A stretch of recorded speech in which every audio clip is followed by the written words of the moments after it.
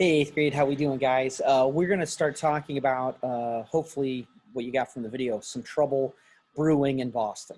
So we'll talk a little bit about the Boston Tea Party and the Boston Massacre, kind of those types of things coming up today, okay? And hopefully that will give you some information as to where we're going with all this, all right? Just to kind of give you an idea of where we're at. Just remember, the big cause, when we talk about cause and effect, is the French and Indian War, the 7 Years of War. What you've got is a situation where the French and Indian War has got Great Britain in massive debt. They're trying to tax colonies. That's upsetting people. Parliament passes that Sugar Act and that Stamp Act. Remember, Sugar Act took away your right to a trial. Stamp Act taxed everything. They try to boycott British goods, and then that seems to work. They pull back, but then they issued the Declaratory Act and saying, hey, we're the end all be on all this, and so boom. And the effect is people getting upset in Boston. It results, unfortunately, in the Boston Massacre. All right, so let's get into this happy stuff. When we look at what's going on in the colonies, there's a lot of tension that's taking place. There's a lot of stuff that's building up, not good. Parliament, to show its power, sends two regiments of troops to Boston. Boston tended to be the place where most of the persnickety and issues were seeming to be. This is where the Sons of Liberty were based. And so they were going to set up camp in the heart of the city. Again, power politics, power projection. Soldiers are coming in, and frankly, soldiers are rude. Britain is a growing empire at this time. You did not want to be in North America. You wanted to be in South Africa, or you wanted to be in India. That's where the action was. A lot of British soldiers are looking at what they have to do here in the colonies as babysitting. It's like, oh, we won, and now you're whining. What's going on? So they're rude, and they're very crass to some of the colonists. Bostonians, don't know if you know anybody, any Red Sox fans, but they resented the presence of the soldiers. So fighting broke out. These guys would get in fights down at the pubs and the town squares, and this goes on throughout the next year. It's just on and on and on. So it's building, it's building, it's building. Boston Massacre actually took place March 5th, 1717, and it's a result of just a series of heated problems. There's one guy who starts arguing. He's heckling. I forget the gentleman's name. I'll give you a movie clip of it a little bit. But basically, he comes up. He's heckling one of the soldiers, and the soldier ends up knocking him down. He gets mad, and as he gets up, he hits the soldier with like a bat or a stick or something, and it gets bad. And so townspeople come out to see what the commotion's about. Things get more heated. The soldier calls up for backup. The backup comes. Townspeople are wielding weapons. People are yelling, just calling them out. Hey, fire, fire, shoot, shoot.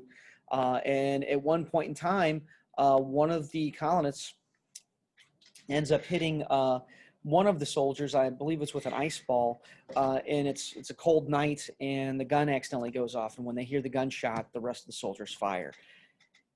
That's the bad stuff. What happens is then they end up killing 5 colonists. They go into the crowd, and 5 people will end up getting killed. It is not good. So you had people like Crispus Attucks, you had dock workers, you had other people who were out there protesting, but just not, when they fired, it was definitely a bad mistake. The colonial leaders call for more boycotts. They call for propaganda. The soldiers line back up. Their commander is screaming, stop, don't fire, don't shoot, don't shoot. And then they go back, and then it's going to go to trial. It's going to go crazy. So colonial leaders, though, use the killings as a propaganda. This was great, imagery to use against the British. So Parliament ends up pulling back the towns and hacks. They repeal all of the other stuff that they'd been passing, except for one, the tea tax. 8 soldiers in the massacre stand trial, and they are defended by John Adams. John Adams, who becomes 2nd president of the United States. One of the things you like about John Adams is, above all else, he believes in the law. And he's a heck of a lawyer, because during the trial, he actually gets 2 of the soldiers found completely not guilty because of the grounds of self-defense. And out of the 8, only 2 soldiers are convicted. Now, on one hand, you might say, wow, John Adams, that's interesting. On the other hand, though, this is still not a good look. It looks like the fix was in. They're only letting a couple of the soldiers get punished. And so people are very angry even after the trial. There's more protests. There's more people rioting and upset with the British government because they felt like all the soldiers should have been punished as opposed to just a couple. This is a depiction of how the Boston Massacre went down. It's engraved by Paul Revere. It is wildly inaccurate, but again, it's propaganda. If you look very carefully, one of the things I can tell you right off the bat is this. This makes it look like their commander was ordering them to fire.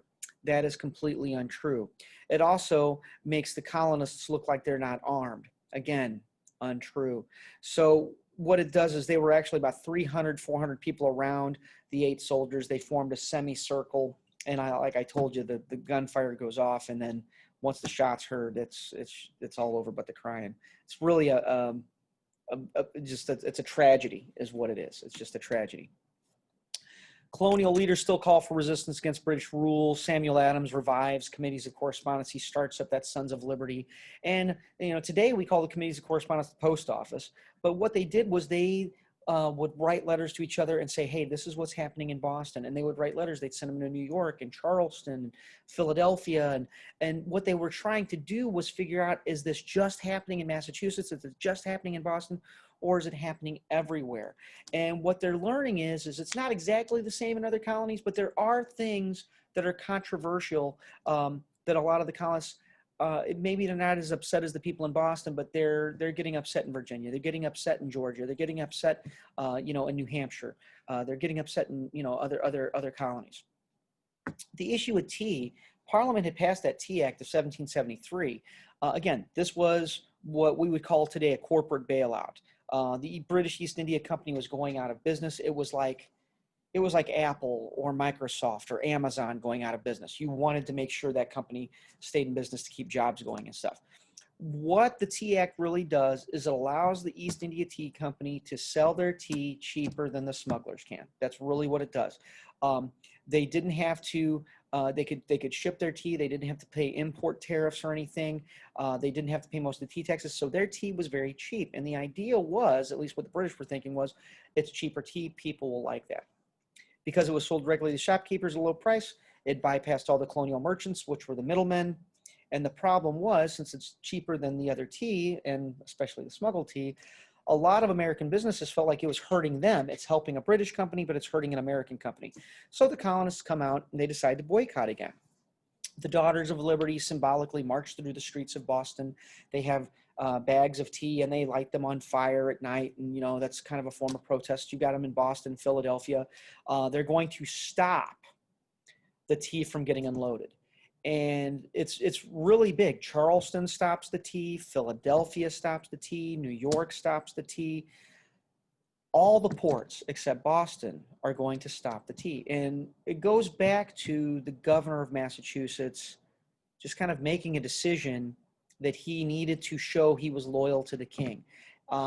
He could have written a letter. He could have said, hey, this isn't working over here. Things are pretty stressed right now. Boston Massacre stuff still got people pretty hot.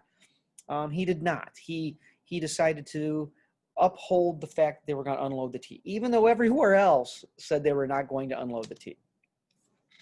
This leads us to the Boston Tea Party. And in December, the royal governor orders that the tea gets unloaded.